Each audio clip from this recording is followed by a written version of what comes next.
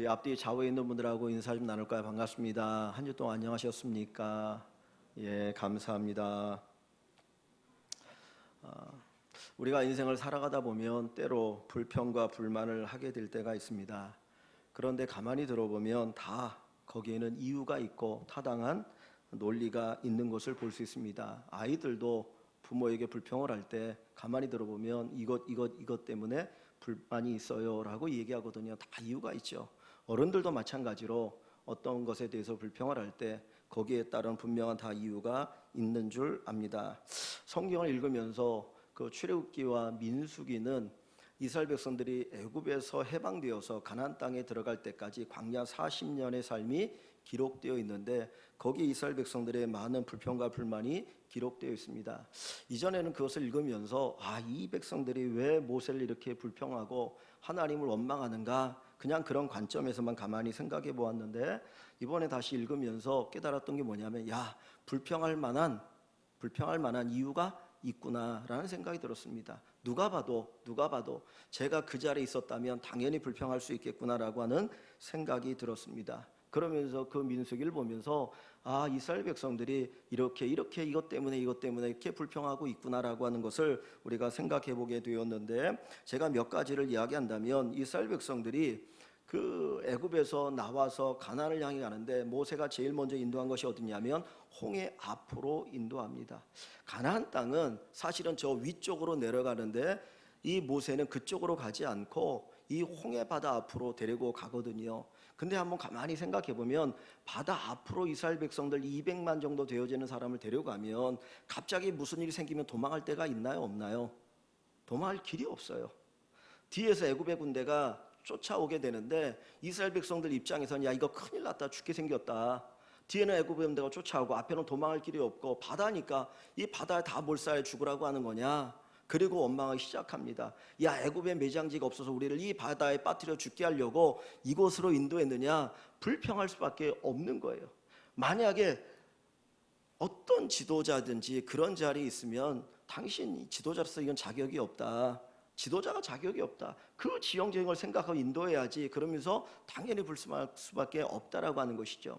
두 번째로 크게 보면 물 때문에 불평을 합니다. 물. 이스라엘 백성들이 광야에서 생활하는데 반드시 필요한 게 뭡니까? 물이거든요. 씻을 물은 없어도 마실 물은 있어야 되는데 며칠을 걸어가는데 물을 만나지 못한 거예요. 근데 첫 번째 만난 게 뭐냐면 그 마라라고 딱 도착을 했는데 물이 써가지고 이제 물이다. 그리고 먹었더니 그 물이 써서 먹을 수가 없다라는 거예요. 그 다음에도 몇 번씩 이 물 때문에 이스라엘 백성들이 불평할 수밖에 없었어요. 아니 물이 있어야지 살지. 먹지는 못해도 마셔야만 되는 것 아닙니까? 근데 마실 물이 없으니까 이스라엘 백성들이 모세를 원망하고 하나님을 원망합니다. 당연히 원망할 수밖에 없는 사건들이죠. 또 하나는 음식에 관한 불평이었습니다. 그들이 가는데 매일같이 만나를 먹어야 됐습니다. 만나, 아침에도 만나, 점심에도 만나, 저녁에도 만나, 내일도 만나, 모레도 만나, 그 다음 날도 만나. 똑같은 음식을 먹으면 자연스럽게 질리고 불평이 나오지 않습니까? 저희 아이들도 보니까 아침에 먹은 반찬을 저녁에 먹으면 입이 이렇게 나오더라고요. 여러분들 안 그러십니까? 똑같은 반찬을 매일 먹는다고 생각해 보세요. 불평이 나올 수밖에 없는 거예요. 근데 이스라엘 백성들은 그게 불만인 거예요. 애굽에 살 때는 내가 노예로 살았지만 그래도 거기서는 고기도 한번 먹어보기도 하고 부추도 먹어보고 마늘도 먹어보고 이것도 저것도 먹어봤는데 나와가지고는 맨날 주는 게 똑같은 만나 찌어 먹고 구워 먹고 그러면서 똑같은 거 먹으니까 이 불평할 수밖에 없는 거예요. 물도 없지, 먹는 것도 똑같이. 그것 때문에 이스라엘 백성들이 불평을 하게 되는 것이죠. 또 한 가지 불평은 이제 모세 누나와 형이 하는 불평이 있어요. 이 모세가 이제 재혼을 합니다. 원래 모세 아내가 누구죠? 십보라예요. 십보라. 모세가 미디안에 도망갔을 때 거기서 만난 여자 십보라를 자기 아내로 삼아서 두 아들을 낳거든요. 근데 성경에 나오지 않는데 아마 십보라가 죽었는 것 같아요. 그러니까 모세가 또 재혼을 하는데 누구와 재혼을 하냐면 구스 여인, 그러니까 지금으로 말하면 에디오피아, 저 아프리카 출신의 구스 여인을 맞이해서 결혼을 합니다. 근데 모세는 이스라엘의 지도자잖아요. 이스라엘의 지도자인데 이스라엘에 여자가 없습니까? 민족이 200만이나 되는데 거기 얼마나 많은 여자가 있습니까? 얼마나 지혜롭고 똑똑하고 뭐 예쁘고 뭐 나름대로 청명한 사람이 얼마나 많아요. 그런데 그런 여자 가운데서 아내를 맞이하는 게 아니라 저 구스 출신의 에티오피아 출신의 여자를 아내로 맞이하니까, 그러면 백성들이 볼 때 무슨 생각이 들겠습니까? 아니, 우리의 지도자가 그래도 이스라엘 여인들 가운데 아내를 맞이해야지 어떻게 이방의 여자를 아내로 맞이할 수 있느냐, 이 불만이 나올 수 있고요. 그 다음에 영이 쓸 수 있지 않거든요. 모세가 명령을 하면 당신은 말이야 무슨 이방 여자를 아내로 맞이하면서 무슨 우리에게 뭐라고 얘기하냐, 이럴 수 있거든요.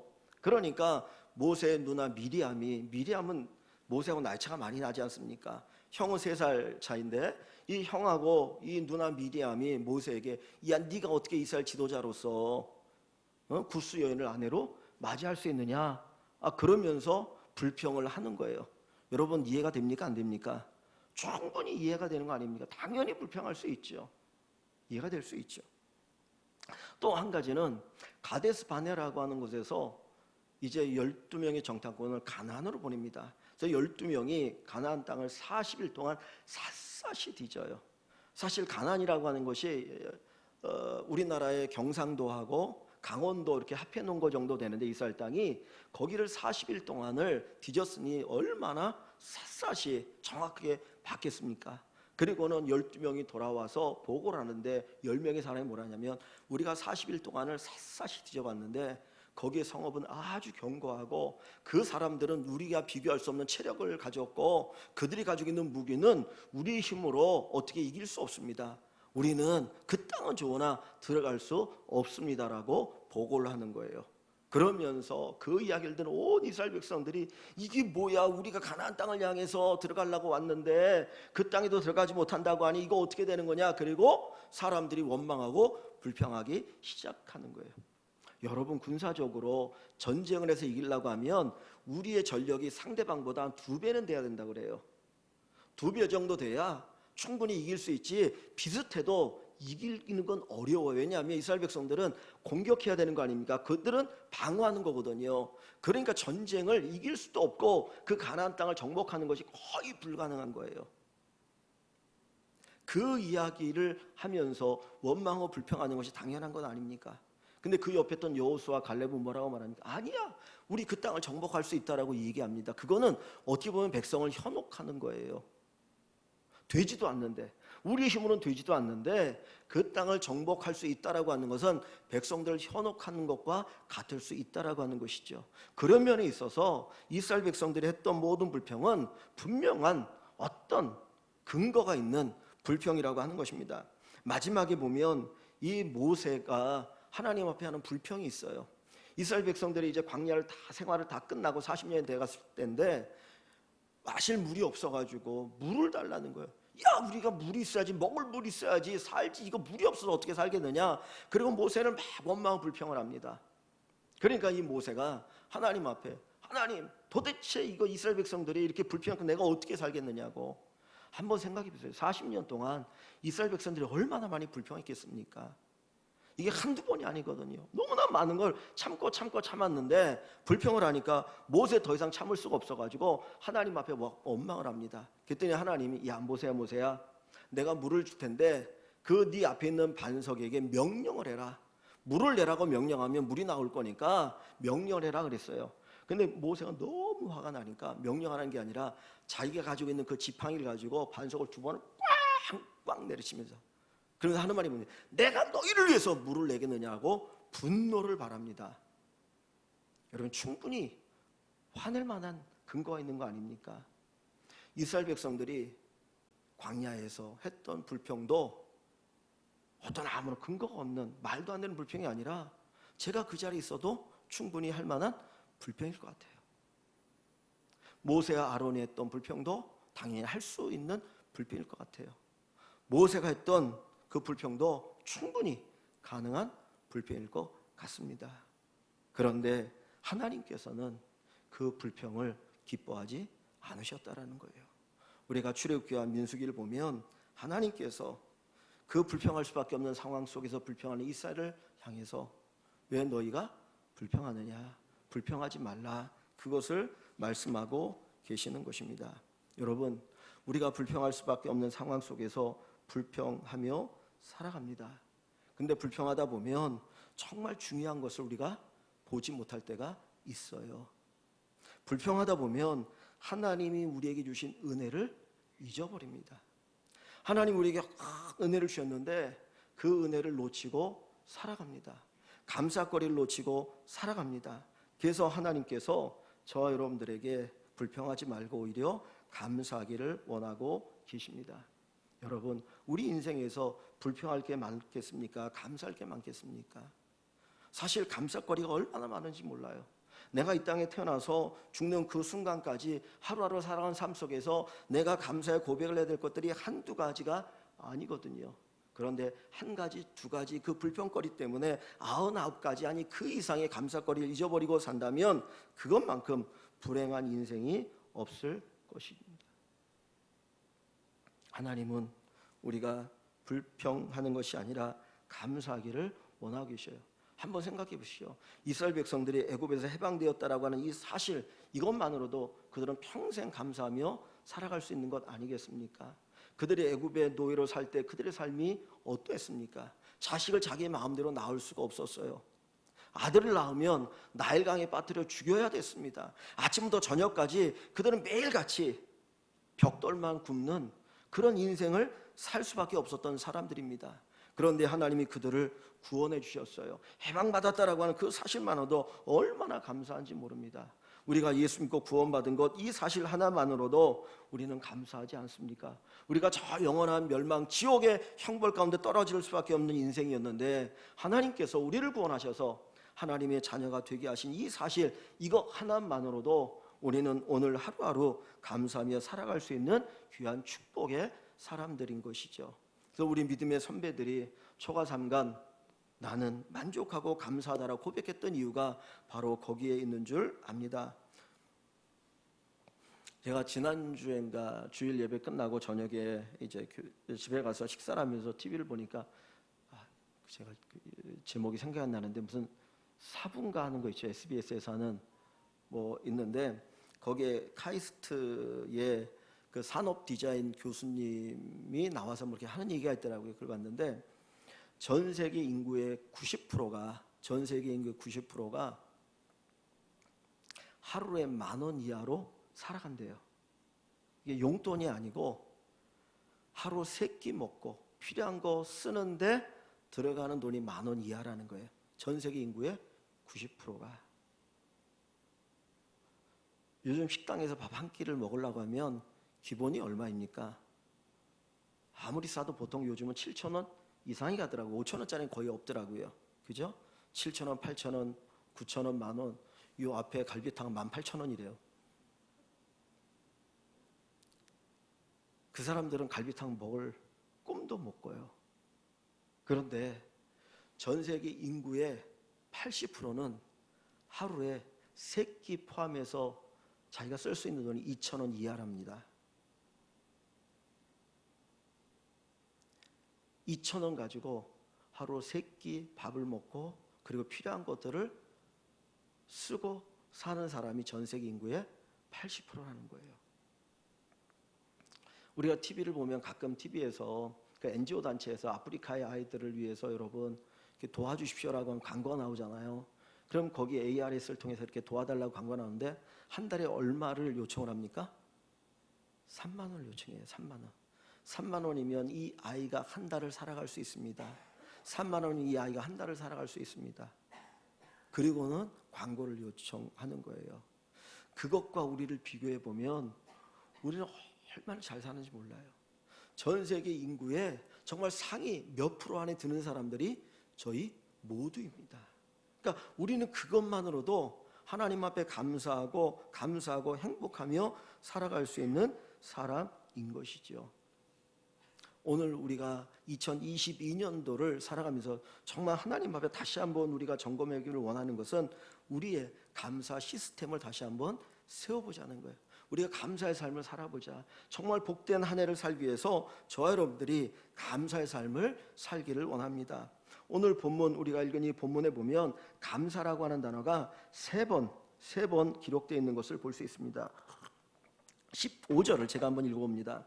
그리스도의 평강이 너희 마음을 주장하게 하라. 너희는 평강을 위하여 한 몸으로 부르심을 받았나니 너희는 또한 감사하는 자가 되라. 감사하는 자가 되라 했습니다. 자, 16절에 그리스도의 말씀이 너희 속에 풍성히 거하며 모든 지혜로 피차 가르치며 권면하고 시와 찬송과 신령한 노래를 부르며 감사하는 마음으로 하나님을 찬양하고 17절 또 무엇을 하든지 말에나 일에나 다 주 예수의 이름으로 하고 그를 힘입어 예수를 힘입어 하나님 아버지께 감사하라. 요 세 절 속에서 감사하라 감사하라 감사라는 단어가 3번 반복해서 나오는 것을 볼 수 있어요. 2장 7절에도 믿음에 굳게 서서 감사라고 이야기를 합니다. 하나님이 우리에게 진짜 원하시는 것이 무엇입니까? 그것은 바로 감사입니다. 이 골로새 교회가 귀하고 소중한 교회 아닙니까? 바울 사도가 이 곳에 편지를 보낼 정도면 이 골로새 교회가 얼마나 귀하고 소중한 교회입니까? 그런데 이 교회 성도들마저도 하지 못했던 것이 뭐예요? 감사예요. 감사를 잃어버리고 살아가는 거예요. 엄청난 주님의 은혜를 누리고 살아가고 있는데 그들조차도 감사하지 못하고 있다라고 하는 거예요. 그런데 반면에 우리가 데살로니가 전서를 보면 그리고 고린도 후서를 보면 데살로니가 교회의 성도들은 많은 핍박과 환난 가운데서도 감사하며 살았다 그래요. 정말 가난한 중에서도 감사하며 살았다라고 이야기하고 있습니다. 오늘 하나님께서 우리 모두에게 원하시는 것이 무엇입니까? 정말 우리의 행복을 위해서 주님께서 우리에게 말씀하시는 건 무엇이냐면 감사입니다. 감사해라. 우리 일광의 모든 식구 여러분들이 2022년도를 살아가면서 우리의 삶 속에 감사의 고백이 가득하기를 주님의 이름으로 축복합니다. 여기 15절, 16절, 17절에 감사하라고 말씀하시고 그 뒤에 나오는 내용들이 뭐예요? 18절부터 쭉 뒤에 보면 뭐 나옵니까? 가정에 관한 이야기, 남편과 아내, 그리고 부모와 자녀, 그리고 직장에서 상정과 그리고 밑에 있는 종과의 그 이야기를 이어나가고 있거든요. 그 이야기 뭡니까? 야, 감사하는 마음으로 아내가 남편을, 남편이 아내를 이렇게 대우해라. 감사하는 마음으로 자녀가 부모를, 부모가 자녀를 이렇게 대우해라. 감사하는 마음으로 직장생활을 이렇게 해라고 이야기를 하고 있는 거예요. 감사하는 마음이 없으면 우리의 삶의 모든 것이 다 틀어질 수밖에 없습니다. 그래서 하나님께서는 감사하는 마음으로 우리가 살아가기를 원하고 계시는 거예요. 어떤 분은 남편을 볼 때 좀 마음이 씁쓸하거나 뭔가 부족하거나 정말 안타까운 마음이 드는 사람들도 혹 있을지 몰라요. 또 어떤 분은 남편으로서 아내를 볼 때 조금만 더 잘해줬으면 하는 마음이 있을지 몰라요. 그러나 우리가 감사하는 마음으로 바라보면 달라집니다. 하나님께서는 저와 여러분들이 감사하는 자가 되라고 이야기하고 계셔요. 그래서 우리 안에 감사가 충만하기를 주님의 이름으로 축복합니다. 여기 16절 말씀에 보면 끝부분에 보면 감사하는 마음으로 하나님 앞에 찬양하고 라고 하는 말씀도 있죠. 그러니까 이 골로새 교회 성도들이 하나님 앞에 예배를 드리지만 그들에게는 그 예배 가운데도 뭐가 없습니까? 감사하는 마음이 없는 거예요. 그래서 감사하는 마음으로 예배를 드려라. 너희가 무슨 일을 하든지 감사하는 마음으로 해라. 17절에 보면 무엇을 하든지 말에나 일에나 주 예수의 이름으로 하고 그를 힘입어 하나님 아버지께 감사라. 우리가 뭘 하든지 감사하는 마음으로 하나님께 행할 수 있기를 간절히 소망합니다. 여러분, 저와 여러분들이 어떻게 감사할 수 있을까요? 우리는 어떻게 감사할 수 있을까요? 아까 이스라엘 백성들이 정말 감사할 수 없는, 불평할 수밖에 없는 상황이니까 불평하잖아요. 그러면 우리가 정말 감사할 수 있는 모든 조건이 다 만들어지면 감사하겠습니까? 근데 사실 우리가 살아가는 이 세상은 감사할 수 있는 조건만 가득하진 않아요. 세상에는 빛과 어둠이 있어요. 빛과 그림자가 있기 때문에 사실은 우리가 100% 감사할 수 있는 조건은 이 땅에 아무것도 없습니다. 그 사람의 강점이 그 사람의 약점이에요. 그 사람이 가지고 있는 강점이 약점이고 그 어떤 사회사나 그 어떤 공동체가 가지고 있는 강점이 뒤집어 보면 그게 또 약점인 거예요. 그러니까 이 세상에는 그 어떤 것도 우리를 만족시킬 수 있는 것은 아무것도 없어요. 그럼에도 불구하고 하나님께서 우리에게 감사라고 하시는데 그 감사할 수 있는 조건이 뭐냐? 오늘 본문 15절과 16절과 17절이 우리에게 가르쳐줍니다. 자, 무엇 때문에 우리가 감사할 수 있습니까? 어떻게 감사할 수 있습니까? 첫 번째 15절을 보십시오. 그리스도의 평강이 너희 마음을 주장하게 하라. 그리스도의 평강이 우리의 마음에 넘치면 감사하게 됩니다. 여러분, 환경의 문제가 아니고 사실은 내 마음에 평화가 있느냐, 평안이 있느냐의 문제인 거예요. 그래서 예수님께서 부활하시고 제자들을 찾아오셨을 때 그들이 제일 먼저 하신 말씀이 뭡니까? 너희에게 뭐가 있을지어다? 너희에게 평강이 있을지어다. 너희에게 평강이 있을지어다. 너희에게 평강이 있을지어다. 우리가 하나님의 평강을 누리면 어떤 상황 속에서도 감사할 수 있습니다. 하나님의 평강이. 그래서 빌립보서 4장에 보면 아무것도 염려하지 말고 오직 모든 일에 기도와 감사함으로 너희 구할 것을 아뢰라. 그리하면 어떤 하나님이? 평강의 하나님이 너희 마음을 지키시리라. 여러분, 그리스도의 평강이 우리 마음에 충만하길 원합니다. 성령 충만은 평강 충만이죠. 성령의 열매 첫 번째가 뭡니까? 사랑이죠. 두 번째 뭔가요? 사랑과 희락이죠. 세 번째가 평강. 사랑과 희락과 화평을 이야기하지 않습니까? 성령의 충만을 통해서 우리 안에 그리스도의 평강이 충만하여서 감사가 넘치는 올 한 해가 되기를 축원합니다. 자, 두 번째로 16절을 보시면 자, 무엇으로 인해 감사할 수 있습니까? 그리스도의 말씀이 너희 속에 풍성히 거하여. 그리스도의 말씀이 우리 안에 풍성히 거하면, 예수님의 말씀이 우리 안에 풍성히 거하면 그 말씀이 우리를 못하게 한다? 감사하게 한다. 하나님의 말씀을 읽고 그 말씀을 묵상하면 그 말씀이 우리 안에 거하심으로 저 여러분들에게 감사하는 삶을 살아가게 될 줄 압니다. 말씀을 사모하시고 말씀을 읽으시고 말씀을 들으시고 말씀의 은혜를 경험하시는 귀한 분들이 되기를 주의 이름으로 축원합니다. 마지막 17절 세 번째 뭐라고 말합니까? 또 무엇을 하든지 말에나 일에나 다 주 예수의 이름으로 하고 그를 힘입어. 누구를 힘입어? 예수 그리스도를 힘입어 하나님 아버지께 감사라. 우리가 예수님의 이름으로 행하면, 예수님을 힘입으면 우리가 감사할 수 있습니다. 그러니까 이 말씀을 보면 감사할 수 있는 것은 어떤 조건, 환경적인 조건이 아니고 결국 무엇 때문이에요? 예수 그리스도 때문에, 나를 구원하신 예수님 때문에 우리가 감사하며 살아갈 수 있게 되는 것입니다. 저와 여러분들이 정말 예수님 때문에 감사하고, 주님 나를 구원해 주셨고 나를 인도해 주셨고 내게 은혜 주셨고 나를 위하여 축복해 주시니 감사합니다라고 하는 이 고백 속에서 정말 감사가 가득하는 귀한 성도님이 꼭 되시기를 소망합니다. 그 카이스트의 그 교수님이 그 얘기를 하더라고요. 자기가 미국 뉴욕에서 오랫동안 있다가 한국에 들어왔는데 자기가 디자인했던 것들 이런 거 보여주는데 그 전에 그 얘기를 하는 거예요. 내가 이전에는 정말 세계의 갑부들을 위해서 그 몇몇 사람을 위해서 디자인하며 살았다라는 거예요. 그 사람들을 위해 디자인해 살았는데, 다시 말하면 그 사람들의 욕망을 채워주기 위해서 내가 디자인했고 돈을 벌고 살아봤는데, 지금은 내가 그 사람을 위해서 하는 것이 아니라 90%의 사람들 그들을 위해서 내가 디자인한다고 합니다. 그러면서 이제 학생들을 데리고 아프리카에 가서 그 어려운 사람들에게 같이 봉사하면서 내가 이 사람들을 위해서 만들어줄 수 있는 디자인이 뭐냐, 그걸 찾는 거예요. 그리고 그 사람들에게 그 디자인을 또 만들어주는 겁니다. 우리 안에 감사가 넘치면 우리가 할 수 있는 일이 많아지게 되어지고요, 하나님이 거기서 놀라운 은혜와 역사를 베풀어 주는 것을 볼 수 있습니다. 여러분, 원망과 불평을 통해 사회를 바꿀 수 없어요. 그건 바꿀 수 있지 않아요. 감사하는 마음을 가지고 있는 사람들이 이 사회를 바꾸고 변화시키고 이끌어갈 수 있게 되어지는 것이죠. 그래서 저와 여러분들이 정말 이 세상을 바라보면서 감사하는 마음을 가지고 이 세상을 이끌어갈 수 있는 그런 믿음의 성도들 되시기를 주님의 이름으로 간절히 축원합니다. 우리가 불평하다 보면 정말 우리에게 손해가 되는 게 뭐냐면 하나님에 대한 기대를 잃어버려요. 사실 하나님을 기대하며 살아야 되는데, 하나님 일해 주실 것을 기대하며 살아가야 되는데 우리가 그것을 잃어버릴 수 있다는 거예요. 사실은 우리의 부족함 때문에 누가 필요합니까? 하나님 필요한 거 아닙니까? 나의 연약함, 나의 부족함을 주님이 메꿔주시고 채워주시길 위해서 주님이 필요한 거거든요. 그래서 바울이 고백하지 않습니까? 내가 약할 때 뭐함이라?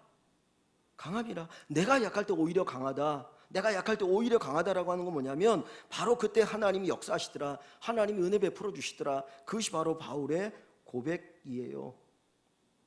그래서 우리는 부족하기 때문에 기도하는 겁니다. 하나님, 내가 이렇게 부족하오니 하나님 도와주시고 내게 은혜를 주십시오. 그것이 바로 기도의 목적이고 기도하게 되어지는 이유가 되는 것입니다.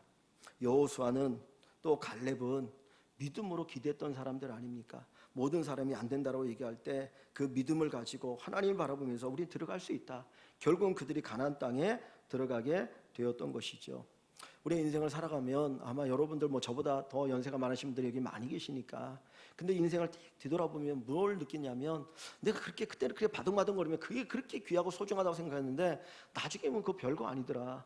내가 왜 그때 그렇게 그것 때문에 바둥바둥거리며 살았는가 라는 생각을 갖는 경우들이 많이 있더라고요. 근데 나이가 먹고 나서 그게 아니네, 내가 가볍게 생각했던 거, 정말 그렇게 중요하지 않게 생각했던 그게 진짜 중요했던 것인데, 요거 깨닫고 알고 후회할 때가 많이 있습니다.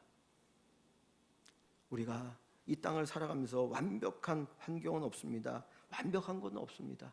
나 자신조차도 나에게 완벽하지 않아요. 그러나 우리는 그것 때문에 하나님 앞에 원망하는 것이 아니라 하나님 앞에 오히려 감사하면서, 주님, 나의 이 부족한 부분에 주님이 역사하시고 은혜 베풀으시고 인도해 달라고 기도하기를 소망합니다. 우리가 감사의 마음을 잃어버리면 마음의 평안을 잃어버리기 쉬워요. 거기 하나님의 평안을 잃어버리게 되어집니다. 그러면 우리의 마음이 불안해질 수밖에 없거든요. 한번 가만히 생각합시다. 우리가 가정에 들어갔을 때 내가 밖에서 화가 났습니다. 화가 난 상태에서 가정에 딱 들어가면 나도 모르게 그 화가 우리 가족들에게 전달되거든요. 말을 할 때도 거기에 가시가 있어요. 그러면서 가시돋친 말을 하게 되어지고, 그러다 보면 가족들이 상처받고 그 분위기가 이렇게 싸해지거든요. 하나님께서 우리에게 주시는 이 평화를 우리가 마음껏 누리며 살아갈 수 있기를 원합니다. 감사할 때 거기에 주님 주시는 안정됨, 그 어떤 상태, 평안, 그리고 기쁨, 충만이 가득하고 하나님 주신 긍정적인 은혜를 통해서 또 여러분의 삶 속에 하나님 놀라운 축복이 있기를 주의 이름으로 축원합니다. 오늘 바울사를 통해서 이 골로새 교회 성도들에게 하시는 것처럼 우리가 감사의 시스템을 만들어 가길 원합니다. 똑같은 마음 상태인데 우리가 감사의 마음을 가질 것이냐, 불평의 마음을 가지고 살아갈 것이냐, 여러분들이 감사의 마음을 가지고 살아가심으로 말미암아 하나님께서 우리의 삶에 축복하시고 2022년도 여러분의 가정과 여러분의 직장과 여러분의 삶의 현장에 하나님이 축복하시는 귀한 은혜가 가득하기를 주의 이름으로 간절히 축원합니다.